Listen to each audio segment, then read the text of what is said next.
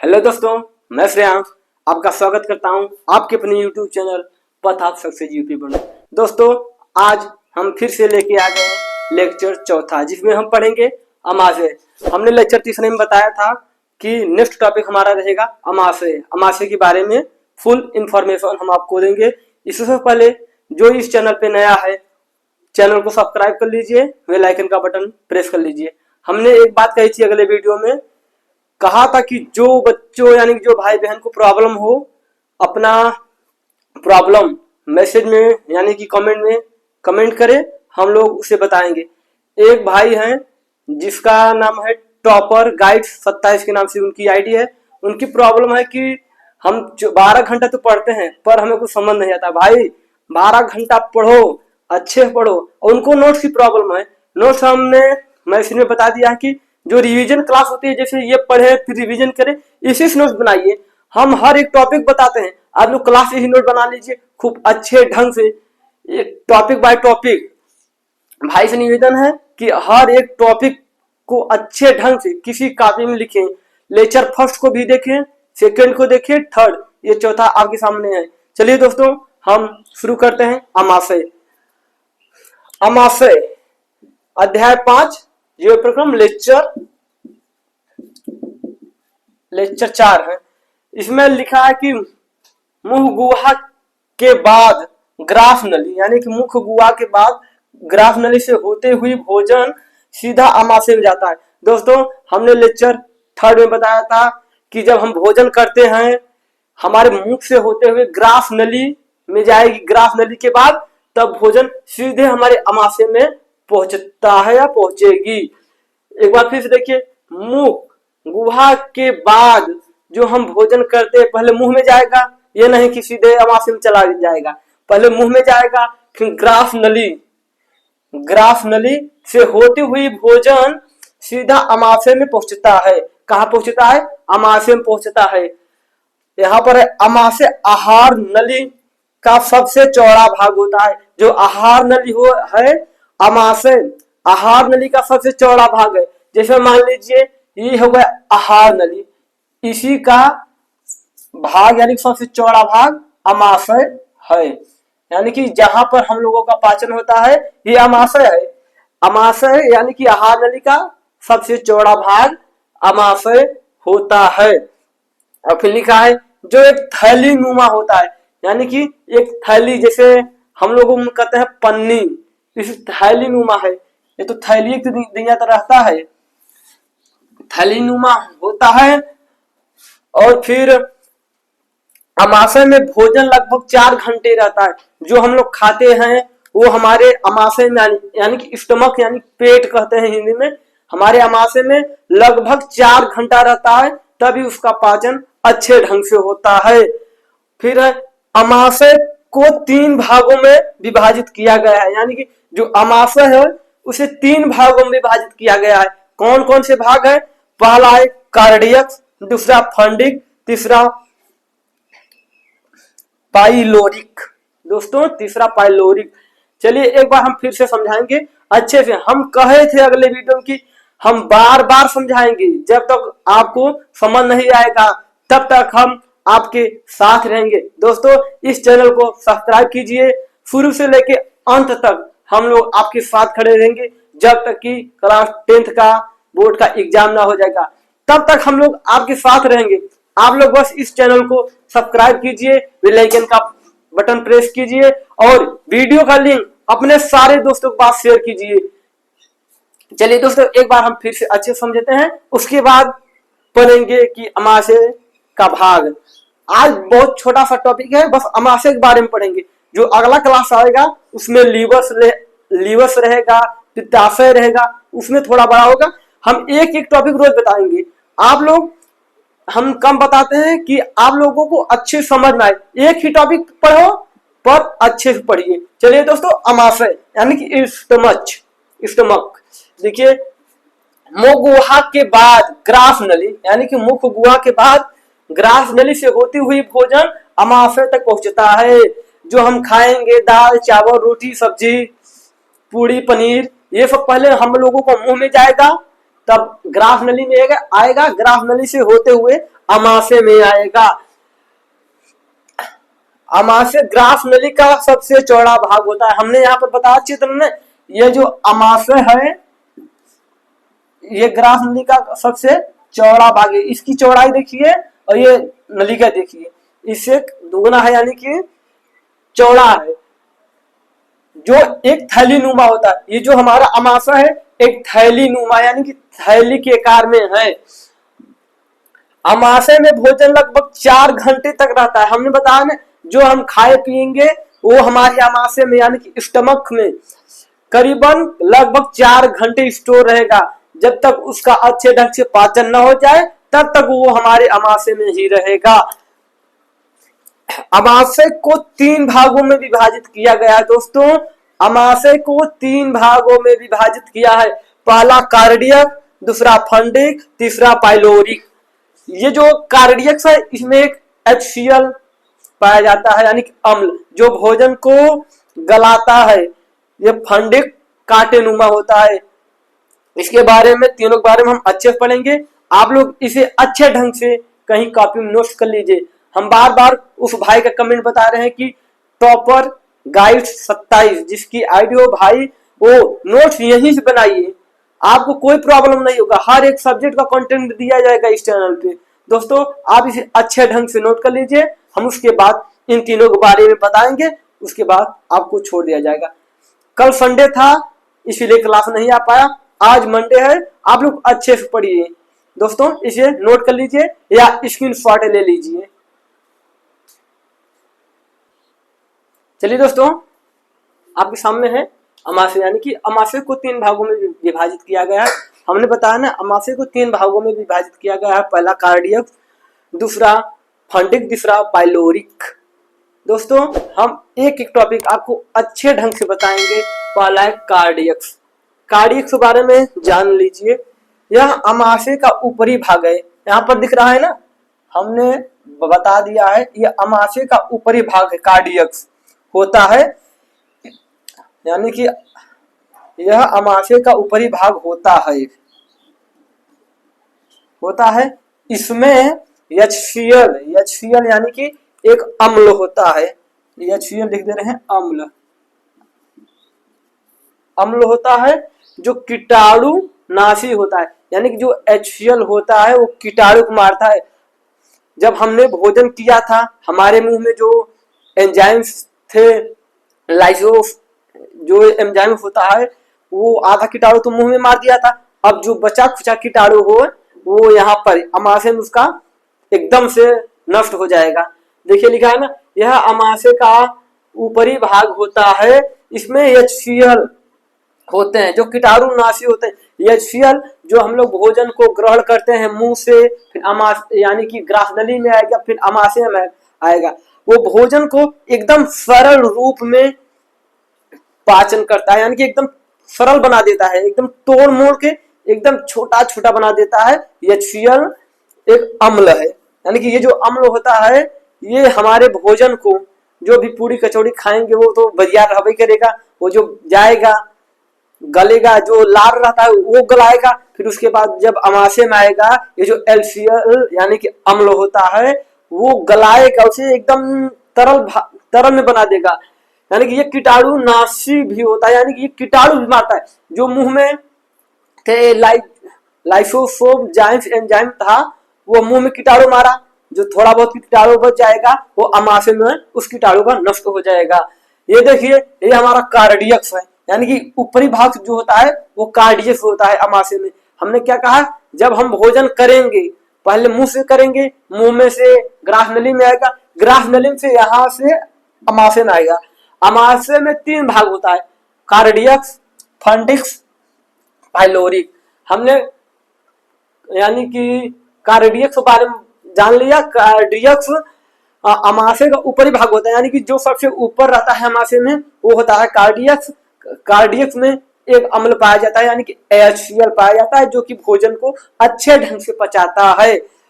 यानी कि ये जो कार्डियक्स है, ये जो इसमें अम्ल पाया जाता है वो कीटाणु रोधी भी होता है, यानी कीटाणु नाशी कीटाणु को मारता भी है। दोस्तों अब हम लेट नहीं करेंगे। दूसरा टॉपिक फंडिक है, इसे आप बना लीजिए। ये चित्र अच्छे ढंग से बनाइए कहीं से, यानी कि इसी से अभी हम लास्ट में इसे अच्छे ढंग से बता देंगे। आप लोग अच्छे ढंग से इसके चित्र को बनाइए। ये चित्र भी पूछता है पेपर में कि अमाशय का चित्र बनाइए, अमाशय कितने प्रकार के होते हैं। एक ऑब्जेक्टिव टाइप क्वेश्चन यहाँ से भी मिल गया, पूछ लेगा कभी, या कोई भी पूछ लेगा अमाशय में कितने भाग होते हैं, यानी कि अमाशय का कितना भाग है, अमाशय को कितने भाग में विभाजित किया जाता है। तब आप लोग कहेंगे 3। कौन कौन से? कार्डियक्स, फंडिक्स और पाइलोरिक। दोस्तों इसे आप नोट कर लीजिए, उसके बाद हम फंडिक्स बताएंगे, फिर पाइलोरिक बताएंगे। दोस्तों हम हट जा रहे हैं, आप लोग नोट कर लीजिए। चलिए दोस्तों, पहला भाग था कार्डियक्स, दूसरा भाग है फंडिक्स। देखिए इसमें हम क्या देखेंगे, यानी कि पढ़ेंगे। इसमें काटानुमक रूजी होता है, यानी कि ये जो रूजी होता है ये क्या है, एक प्रकार से इसी रोग भी कहते हैं। रूजी जो होता है काटे नुमे होता है। यहाँ पर देख रहे हैं आप चित्र में, ये जो काटे काटे है यही रूजी है ना। जब हम भूखे रहते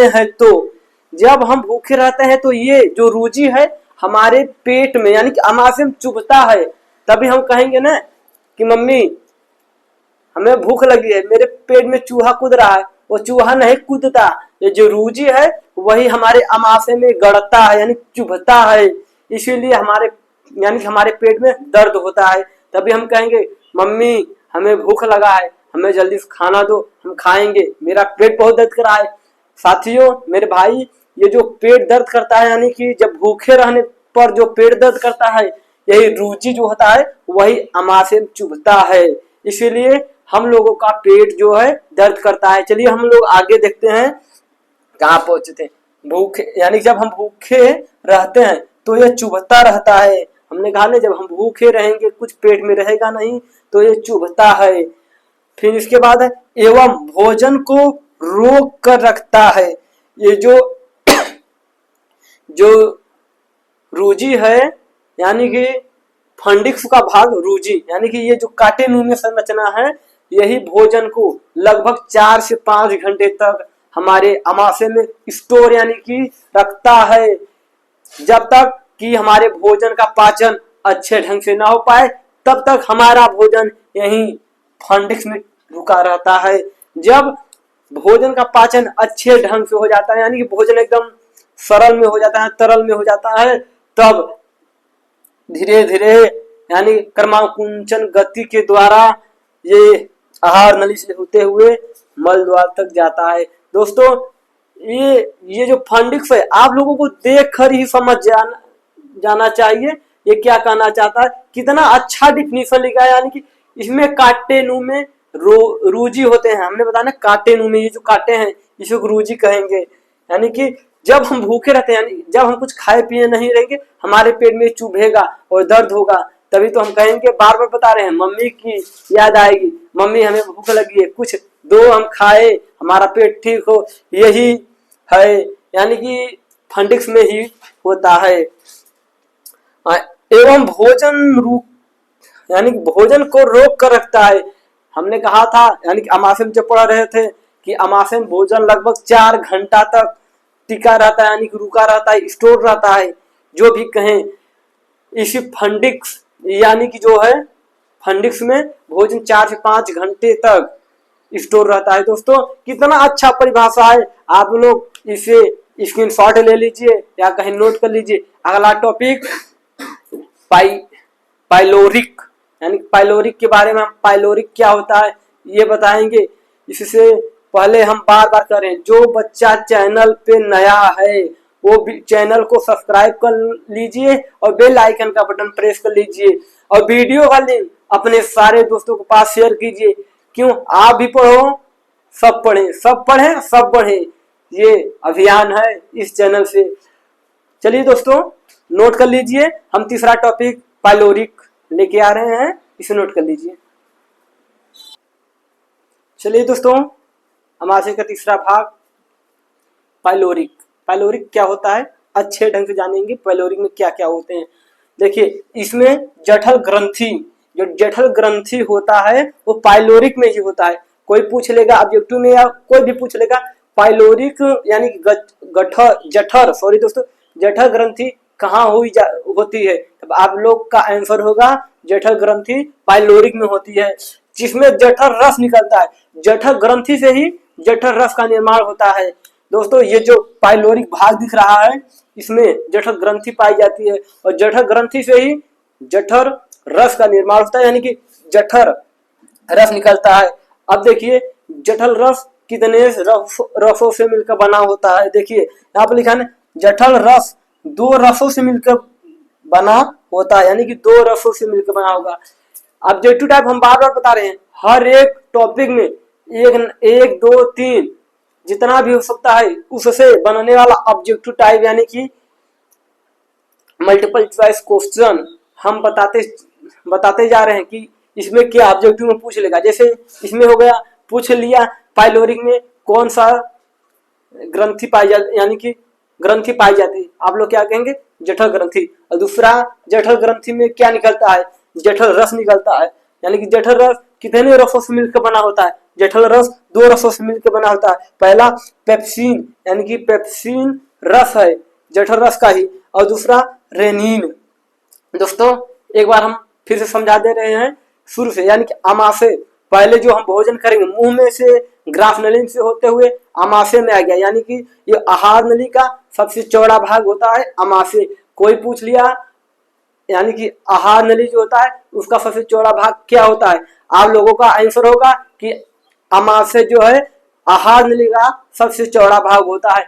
और दूसरा, यानी कि आमाशय कितने भागों से मिलकर बना होता है? आमाशय 3 भागों से मिलकर बना होता है। पहला कार्डियक, दूसरा फंडिक्स, तीसरा पाइलोरिक। दोस्तों हमने पढ़ा, यानी कि कार्डियक्स में एक यह आमाशय का ऊपरी भाग होता है, इसमें HCl अम्ल पाया जाता है जो कीटाणु रोधक भी होता है, यानी कि कीटाणुनाशी भी, जो कीटाणु को मारता है और जो हमारा भोजन होता है उसे अच्छे ढंग से पचाने का काम किया जाता है, यानी कि डाइजेस्ट करने का काम करता है। और दूसरे पढ़े हैं कि फंडिक्स, यह एक कांटानुमक रुधिर है, यानी रुधिर है जो कि हमें भूखे रहने पर ये हमारे आमाशय में चुभता है, और ये जो रुधिर है इसी के कारण आमाशय में 4 घंटे तक, यानी कि लगभग 4 घंटे तक भोजन जो है इसमें स्टोर रहता है। जब तक कि उसका अच्छे ढंग से पाचन ना हो जाए तब तक भोजन हमारे, यानी कि फंडिक्स भाग में ही रुका रहेगा। उसके बाद तीसरा है पाइलोरिक। पाइलोरिक में जठर ग्रंथि पाई जाती है, जठर ग्रंथि से ही जठर रस निकलता है। जठर रस जो है वो 2 रसों से मिलकर बना होता है। पहला रस हो गया पेप्सिन, दूसरा रेनिन। चलिए दोस्तों ये 2 टॉपिक बचा है, हम लोग पढ़ लेते हैं। आप लोग इसे अच्छे ढंग से कहीं कॉपी में, एक कॉपी में, ये नहीं कि एक टॉपिक इस कॉपी में लिखें एक टॉपिक उस कॉपी में, नहीं, एक कॉपी बनाइए और उस पर डालिए बायोलॉजिस्ट नोट क्लास 10th। उसके बाद चैप्टर 1 यानी कि अध्याय 5 एनसीईआरटी के दृष्टि से देखा जाए तो यह 5वां चैप्टर है, लेकिन हम लोगों के बायो में ये पहला चैप्टर है, क्योंकि फिजिक्स का पहला चैप्टर, केमिस्ट्री का पहला चैप्टर, ऐसे ये भी पहला चैप्टर है। एनसीईआरटी बुक में इसे 5वां चैप्टर बताया गया है, क्योंकि जो विज्ञान है वो 3 भागों में है, फिजिक्स, केमिस्ट्री, बायो। ये 5वां है, लेकिन हम लोग इसे पहले के रूप में पढ़ेंगे कि हाँ ये मेरा पहला चैप्टर जीव प्रक्रम है। कोई पूछ लिया आपका पहला चैप्टर क्या है? जीव प्रक्रम। दोस्तों जो लेक्चर 1, लेक्चर 2, लेक्चर 3 नहीं देखा है वो डिस्क्रिप्शन बॉक्स में उसका लिंक हमने डाल दिया है। आप लोग जाइए, इस वीडियो को देखने के बाद जाइए लेक्चर 1, लेक्चर 2, लेक्चर 3 तीनों लेक्चरों को देखिए, और जो ना समझ में आया हो कमेंट करिए, कमेंट कीजिए। अगले वीडियो में आपका भी कमेंट का सॉल्यूशन मिलेगा, जो प्रॉब्लम होगी आप लोगों को भी मिलेगा। दोस्तों इसे अच्छे ढंग से नोट कर लीजिए। अभी हम आमाशय का चित्र अच्छे से बना के बताएंगे कि आमाशय में कितने भाग होते हैं, क्या क्या होते हैं। दोस्तों इसे आप नोट कर लीजिए। चलिए दोस्तों हमारा क्या था टॉपिक, यानी कि जठर रस 2 रसों से मिलकर बना होता है। हमने बताया पहला यानी कि पेप्सिन, दूसरा रेनिन। पेप्सिन में क्या होता है ये देखते हैं। यानी कि जो पेप्सिन है इसमें प्रोटीन का पाचन होता है।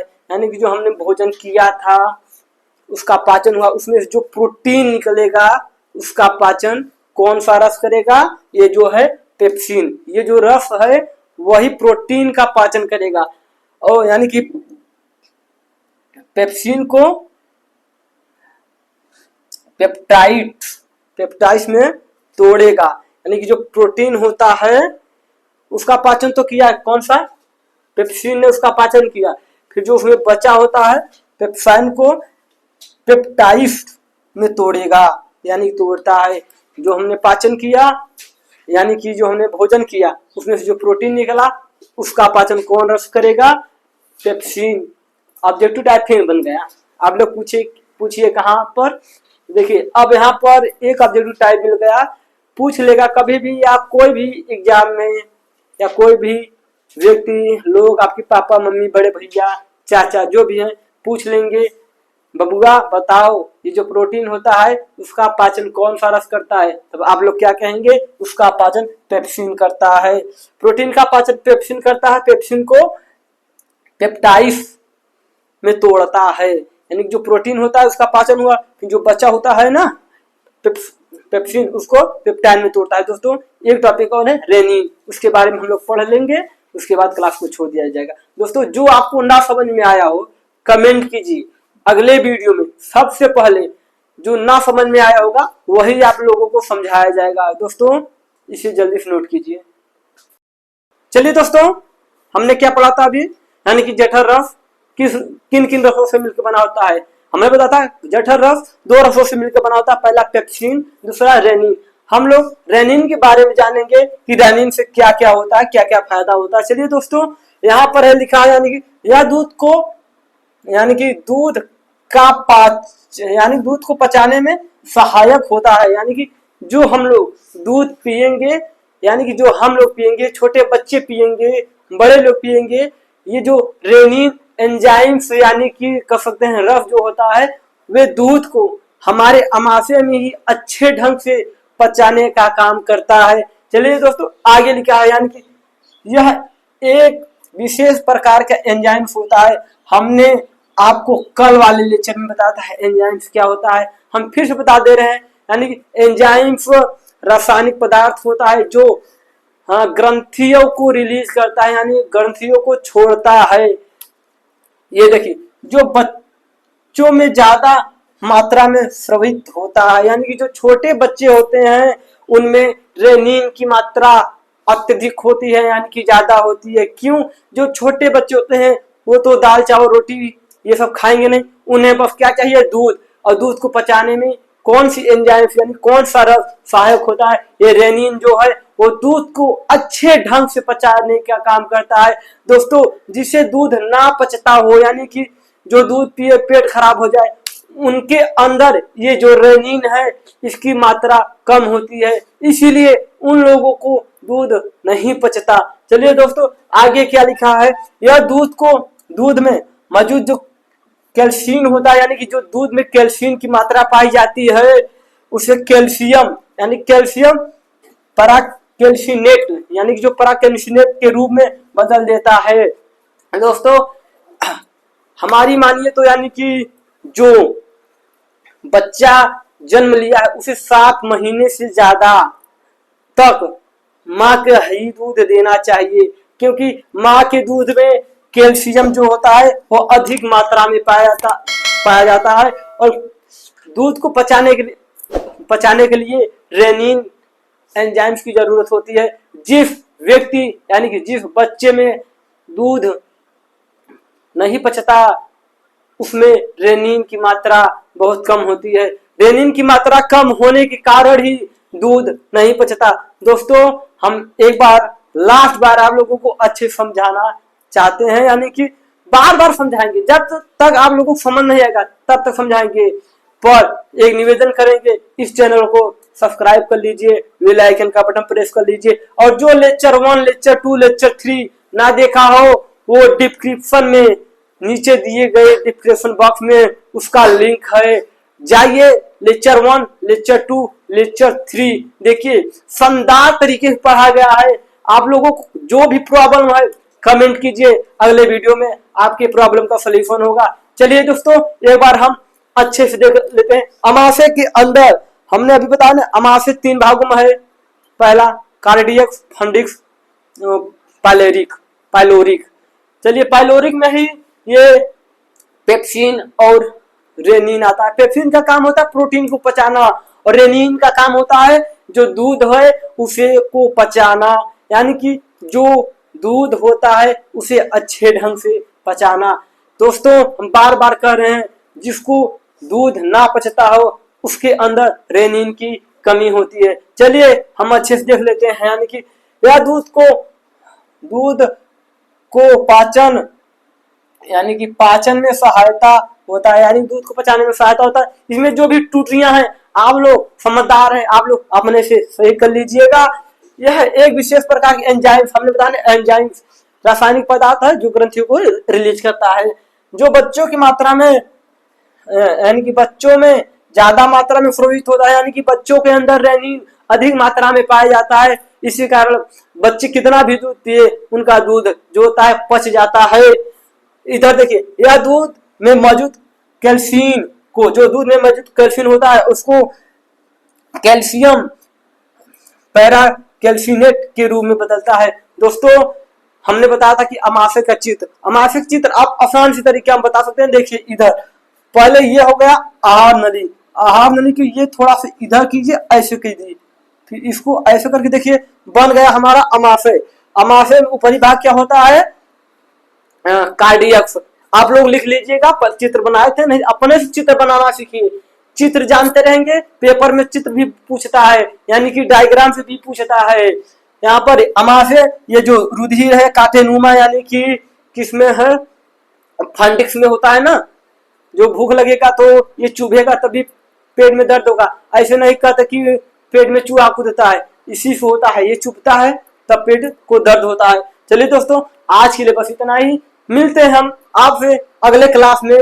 अगला टॉपिक आप लोगों का रहेगा लीवर के बारे में हम लोग अच्छे से जानकारी लेंगे।